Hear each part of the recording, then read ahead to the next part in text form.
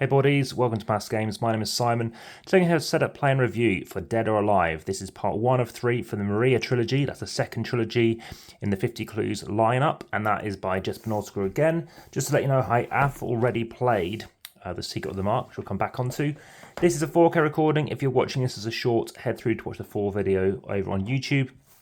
And also make sure you like, subscribe, hit the notification bell and share to check out obviously the rest of the series and other games. You'll also find this in the Amass Games playlist. It's not going in the family playlist because there's graphic violence, but you will find this in the How to Set Up Play and Review playlist, the solo playlist, as well as the co-op playlist, the 2-player playlist, because I have been playing through a lot of these as a 2, including this particular one, and lastly in the escape room playlist. There may be some other ones such as card sleeves as well. So this is one game whereby you are looking to have an app. You'll have an app and you'll go through and you'll use that to put cards together.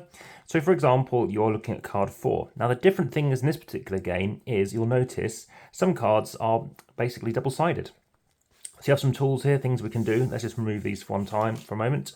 And we have card 4 and card 5. Someone's crying. What do we do with her? Do we threaten her? Do we take a photo of her?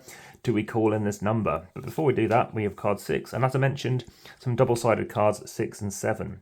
So now we need to combine these cards. Now, as you'll see, you can't immediately get the answer because you've got this double-sided stuff. I'll tell you right now, this is quite a tricky one. I initially start off with, our score was 63%. I'll tell you how that compares to part 2, The Secret of the Mark. But what do we think of it? Well, this was a new player that I happened to play this with, and I actually rather enjoyed it. So much so that obviously I said we did play the second part in this second trilogy as well together.